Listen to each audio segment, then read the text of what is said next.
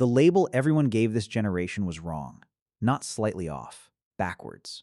Matt is 35. He's worked at the same company for 6 years. Not because he's loyal, not because he lacks ambition, because he watched what happened the last time his generation tried to move fast, and the data on what happened next says he was right to be careful. Here's the thing nobody expects. Millennials were never actually job hoppers. Pew Research looked at college-educated 25 to 35-year-olds and found 75% of millennials had stuck with their employer at least 13 months.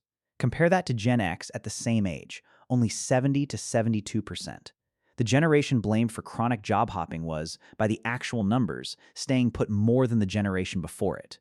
So who was the real job hopper? The answer is going to surprise you, and it's not the generation getting blamed right now either. You'd assume boomers, working the same job for 40 years, gold watch at retirement, were the stable ones, and millennials, entitled and restless, were the ones bouncing around. The data says almost the exact opposite. Late boomers moved through their early careers in one of the most mobile labor markets in modern history. Job-to-job transitions ran high through the 1980s and into the 90s. Then it fell off a cliff. First after the 2001 recession, then again, hard, after 2008. Boomers weren't more loyal. They were job-hopping constantly, right up until the economy stopped letting anyone do it. Which brings us to the actual reason millennials got stuck with a reputation they never earned. Matt graduated in the worst possible year to graduate.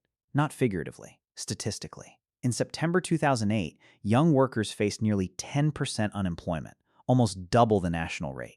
By 2010, workers his age without a degree hit 15.7% unemployment. Even the ones who did everything right, finished the degree, checked every box, still walked into a 6.8% unemployment rate waiting for them on the other side. Job hopping isn't something you choose in a market like that. It's a luxury the market has to offer you first. And in 2008, it simply didn't. Here's the detail almost nobody puts in the headline. This wasn't a bad year that passed. Research tracking college graduates who entered the workforce during a recession found their wages stayed depressed for up to 20 years. 2 decades. Not a rough start. A permanent dent in the number on the paycheck, following an entire cohort quietly into their 40s. So Matt did the opposite of what everyone assumes his generation did. He held on. After the recession hit, the number of young workers switching jobs every year dropped 25% compared to just a few years earlier. Not because ambition disappeared, because the market that makes switching worth the risk had disappeared first. That's the actual mechanism behind job hopping, and it has almost nothing to do with generational character. Researchers at the National Institute on Retirement Security found quit rates rise and fall with the job market itself. When companies are hiring and wages are climbing, people move. When they're not, people stay, regardless of what generation happens to be graduating that year. Millennials didn't lack the hunger to move. They graduated into the one stretch of American history where moving was the riskiest possible bet, and they learned that lesson exactly once, hard enough that it never fully left. Which is what makes the Gen Z headlines land differently for someone like Matt. Right now, the story is Gen Z job hopping every year, chasing titles, chasing raises, chasing whatever's next. And maybe some of that's true. But Matt's not watching that trend and thinking kids these days. He's watching a labor market that's currently strong enough to make hopping worth it. The same way it was strong for boomers in 1985, the same way it wasn't for him in 2009. The generation gets the credit, or the blame.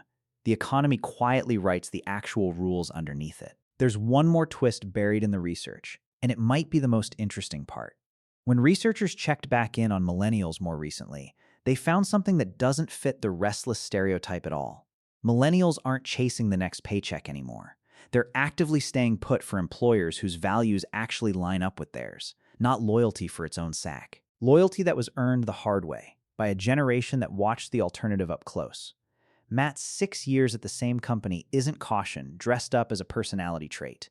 It's a lesson with a receipt attached. He watched the market punish people for moving at exactly the wrong moment, watched the wage gap from that one bad year follow classmates for a decade after, and decided, somewhere in there, that stability wasn't boring.